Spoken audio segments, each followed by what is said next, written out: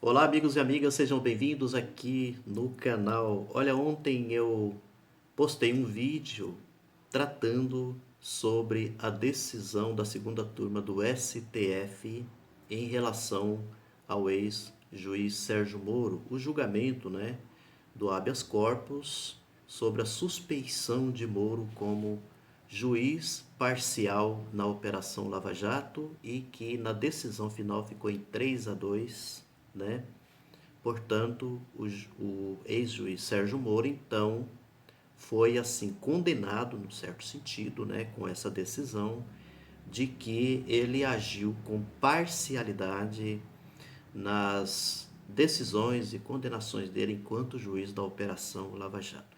Com isso, nós tivemos assim comentários, aqui. E teve um comentário que eu não pretendo aqui nesse vídeo, não tem como objetivo responder apenas aqui essa pessoa que fez o comentário, mas assim uma reflexão que eu quero passar, tá, para todos a partir disso que esse rapaz ele postou aqui no seu comentário.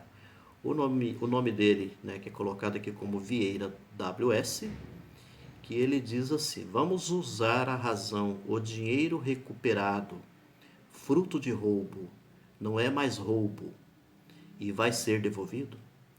Só nessa pergunta aqui é muito interessante porque dá para entender assim que ele está bem desinformado sobre tudo o que aconteceu durante o período da Operação Lava Jato.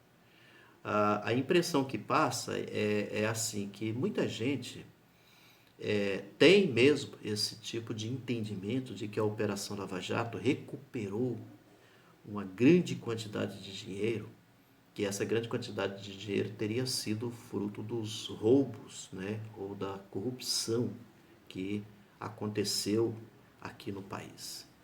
E que uma vez eu me lembro que numa praça, onde foi colocado, assim, praça pública, aquele monte, aquela grande quantidade de dinheiro para dizer assim, olha só aqui a quantidade de dinheiro, por exemplo, que foi recuperado pela Operação Lava Jato. A gente tem que entender porque isso daí, aquele período, inclusive, que mostrou tudo aquilo lá, não deixou de ser uma cena, uma encenação, uma encenação propagandística, em relação à Operação Lava Jato. Demonstrando assim que a Operação Lava Jato, então, estava sendo uma operação que estaria resolvendo o problema da corrupção no nosso país e que o Sérgio Moro, um grande herói, porque ele foi assim corajoso, para poder lidar com a situação e assim por diante. Sobre o dinheiro, meu caro, que eu acho que você não está muito sabendo da situação, porque é assim, teve muita grana mesmo, uma boa quantidade de dinheiro recuperado, mas teve uma boa parte que foi devolvida. Se você está falando aqui que vai ter que ser devolvido, foi devolvido antes dessa decisão agora que nós estamos acompanhando. Isso por quê? Porque assim, boa parte, por exemplo, dessa grana recuperada, não se tem provas, não tem provas cabais. Não foi, a Operação Lava Jato não conseguiu apresentar prova suficiente em relação a esses desvios. E eu vou até explicar o porquê para vocês. Uma das coisas assim que pegou muito durante a Operação Lava Jato e que para muitos, quando eu estou dizendo muitos aqui, eu quero sempre colocar aqui comentários, que eu tenho acompanhado e tudo mais, são de juristas, de grandes juristas, de renomes, tá? Não só nacional e internacional, em relação à Operação Lava Jato. As chamadas delações premiadas não deixou de ser um problema, né? Porque o que aconteceu? Eles ajeitaram essa história de delação premiada, né? E acabaram, por exemplo, assim, tendo condenações julgamentos como se fossem julgamentos finais a partir de delatores, a partir do que o delator, que era chamado para delatar, que era convocado para delatar, a partir daquilo dali, então, às vezes acontecia prisões, acontecia devolução de dinheiros e assim por diante. O que muitos juristas até dizem que, em meio a isso, apenas pelas delações você não tem provas. As delações elas são meios, não fins, né? Os fins são provas materiais. Se você diz assim, foi desviado R$ 1 milhão para tal lugar, você tem que ver como que foi materialmente falando esse desvio. Você não pode apenas ficar como se fosse assim, apenas em falas, né? Em que alguém diz, no diz que diz, e de repente se basear como se isso daí fosse provas. Bom, esse aí é um dos problemas. Um outro problema também diz respeito que nas delações premiadas, por exemplo, muita gente ganhou muito, e não foi pouco, ganhou muito dinheiro. Muita gente foi beneficiada. Quando eu estou falando esse muita gente, são uma boa parcela, por exemplo, dos delatores. Foram beneficiados e boa parte desses delatores são são pessoas envolvidas, por exemplo, com corrupção e que elas foram liberadas. Porque essas pessoas, o que elas fizeram? Elas acabaram dizendo, né, assim, nos depoimentos, para o juiz Sérgio Moro na época, aquilo, por exemplo, que a Operação Lava Jato queria ouvir, ou que era desejável.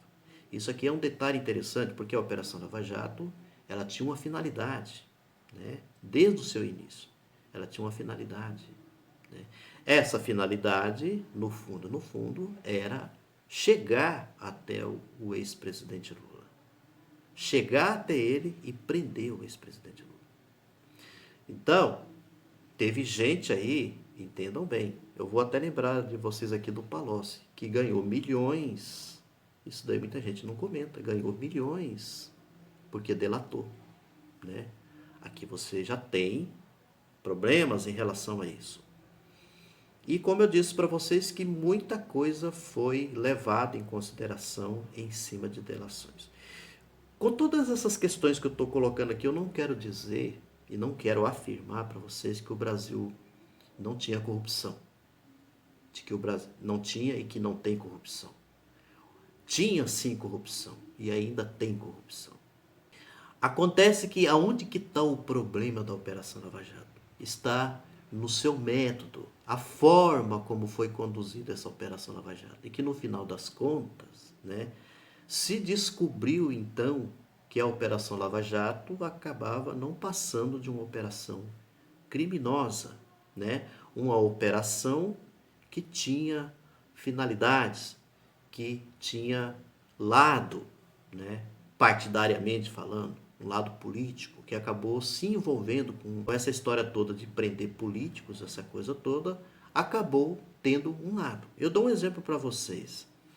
E o que muita gente tem que se perguntar: por que boa parte dos políticos ligados ao PSDB não foram presos? Ou não foram condenados, por exemplo?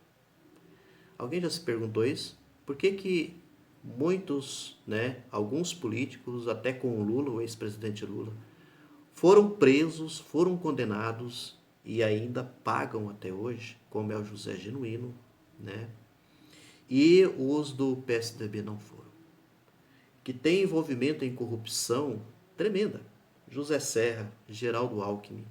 O Geraldo Alckmin tem as corrupções, por exemplo, com relação aos metrôs lá de São Paulo, né?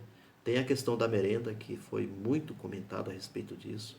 Desvio, né, de dinheiro com merendas escolares. Fernando Henrique Cardoso, na Vale do Rio Doce, na época da gestão do Fernando Henrique, quando o Fernando Henrique ele privatizou a Vale do Rio Doce. O que tem questões de corrupções ali alarmantes, não é brincadeira. E alguém de vocês sabem sobre isso?